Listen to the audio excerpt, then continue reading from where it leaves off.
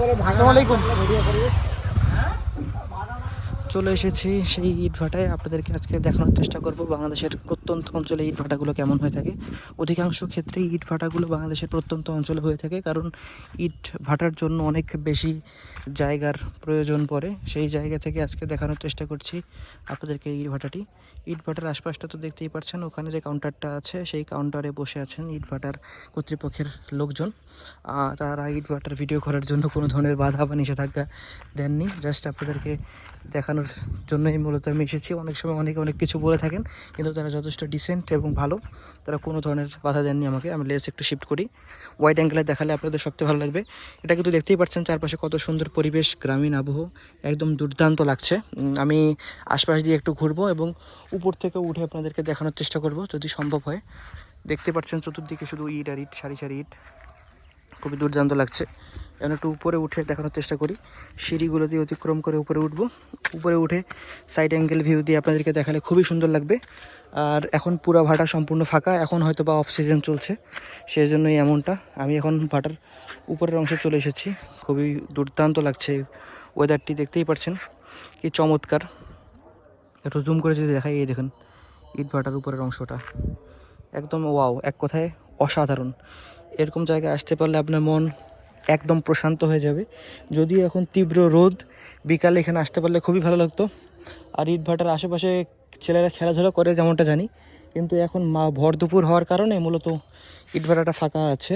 আর একটু সামনে এগিয়ে এগিয়ে আপনাদেরকে দেখানোর চেষ্টা করি। এগুলো খুব হাই রিস্ক, কিন্তু তারপর আপনাকে দেখানোর চেষ্টা করছি। আমি যে বর্তমান জায়গাটা দাঁড়িয়েছি, দেখেন নিচের অংশটা কত সরু, রাস্তার মধ্যে দিয়ে গিয়ে আপনাদেরকে মূলত আমি দেখানোর চেষ্টা করছি। তো এখন আমি নেমে যাচ্ছি, নেমে গিয়ে চারপাশটা আপনাদেরকে দেখাবো। এত রিস্কের মধ্যে থেকে উপরে থেকে দেখাতে আসলে ভয় লাগছে, তাছাড়া অনেক রোদ, মাথা ঘুরে পড়ে গেলে আবার সমস্যা হয়ে যাবে। তো আমি যেমনটা বলছিলাম, আমি বাংলাদেশের আনাচে কানাচে ঘুরে বেরিয়ে আপনাদেরকে দেখানোর চেষ্টা করি আমাদের গ্রাম বাংলায় পরিবেশ, সংস্কৃতি বা আশেপাশে কী আছে। তারই ধারাবাহিকতায় আজকে যেই জায়গায় এসেছিলাম সেখানে একটি ইটভাটা আমার নজরে আসলো, সেজন্য ভাবলাম যে আপনাদের সাথে এই ইটভাটাটির পরিচয় করিয়ে দিই। বর্তমানে যে ইটভাটাটিতে আছি দেখতেই পাচ্ছেন, এইটার গায়ে লেখা আছে MSB। এটা MSB, বিতে সম্ভবত ব্রিক্স, আর MSতে কি সেটা আমাকে শুনে নিতে হবে। তো দেখতেই পাচ্ছেন চতুর্দিকে শুধু ইট আর ইট, সারি সারি স্তূপ। ইটের নির্মাণ কাজের জন্য যে মাটিগুলো সংগ্রহ করে রাখা হয় বা যেই জিনিসটার মধ্যে আসলে ইটগুলো প্রস্তুত করা হয় সেসব দেখছি না, কারণ এখন আসলে ইট তৈরির মৌসুম হয়তো বা না, এখন জাস্ট ইট সাপ্লাই দেওয়া হয়। যথেষ্ট পরিমাণে ইট মজুত করে রাখা হয়েছে।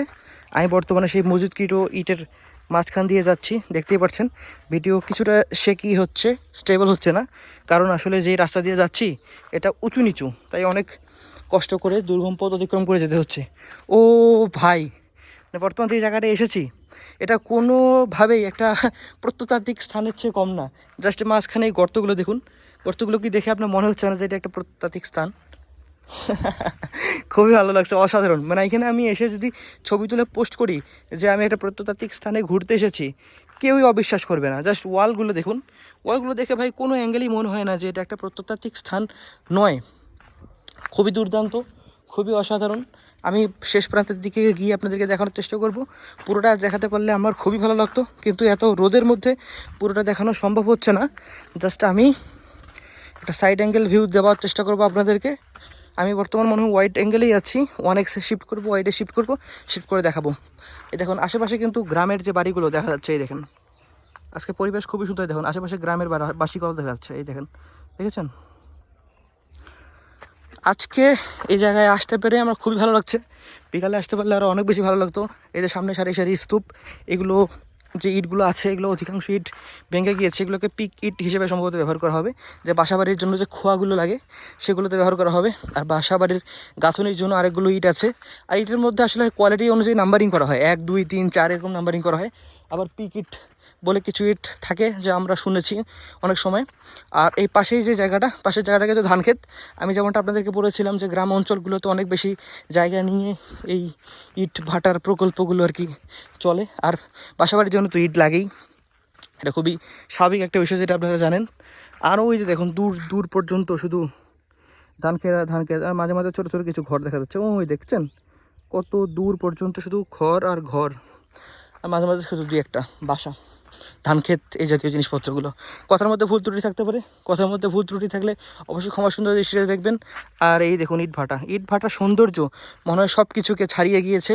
আর এটার বিশালতার মাঝে কি বলবো আমি, তোমার বিশালতার মাঝে আমি পাইনি এতটুকু ঠাই, তোমাকে কৃতজ্ঞতা জানাই, এই ধরনের একটা গান গাইতে মন চাচ্ছে। তো ইট ভাটা আমি প্রায় অনেকটাই অতিক্রম করে চলে এসেছি। জাস্ট একটা রাউন্ড ভিউ আপনাদের সামনে প্রায় নিয়ে আসলামই বলা যায়। এই যে মাঝখানে এই রাস্তা দিয়ে ইট বোঝাই করে ইটগুলো নিয়ে যাওয়া হয়, আর যেখানে মাটি মজুত করে রাখা হয় সেই জায়গাটা আমি দেখাতে যাচ্ছি। সম্ভবত সামনে একটা স্তূপ আমি দেখতে পাচ্ছি। এই যে স্তূপটা আছে, এই স্তূপের মাটিগুলো দিয়েই সম্ভবত ইট নির্মাণ করা হয়। অত দূর আমি আপাতত যাব না। এখানেও সারি সারি কিছু ইট একসময় ছিল, দেখে মনে হচ্ছে। এই দেখেন এখানে সেই মাটির স্তূপ দেখতে পাচ্ছেন মনে হয়, এই যে দেখুন, এই যে মাটির স্তূপগুলো, এই মাটির স্তূপগুলো দিয়েই মনে হয় এই ইটগুলো তৈরি করা হয়। আর যেই ফরমাক বা ডাইসগুলো দিয়ে ইট তৈরি করা হয় সেগুলো দেখাতে পারলে খুবই ভালো লাগতো, কিন্তু আমি যে কোথাও আমার নজর এখন পর্যন্ত আসলো না। যদি আসে আপনাদেরকে আমি দেখিয়ে দেব। আর আমি এখন কথা বলতে বলতে সীমানা অতিক্রম করে অনেকটা চলে যাওয়ার পথেই চলে এসেছি। তো কথা না বাড়িয়ে আমি শেষ যে পথটুকু আছে সেটা অতিক্রম করি এবং আজকের মতো আপনাদেরকে লাস্ট একটা ভিউ দেই। যে দেখেন কত সুন্দরভাবে আমি এখন ঘুরছি আশপাশ দিয়ে। বাংলাদেশের পরিবেশ, প্রকৃতি, অবকাঠামো, জনজীবন সব কিছুই আপনাদের সামনে তুলে ধরাই আমার একমাত্র দায়িত্ব, কর্তব্যের মাঝে পড়ে। যেহেতু আমি এখন কন্টেন্ট ক্রিয়েশন করছি, তাই আমার সকল ভুল ত্রুটিগুলোকে আপনারা ক্ষমাসুন্দর দৃষ্টিতে দেখবেন, আমাকে সাপোর্ট করবেন। তাহলে আপনাদের জন্য আমি এরকম নিত্য নতুন ভিডিও নিয়ে আসার জন্য অনুপ্রেরণা পাবো। আজকের মতো এখানেই শেষ করছি। সবাই ভালো থাকবেন। আসসালামু আলাইকুম। আবার দেখা হবে ইনশাআল্লাহ।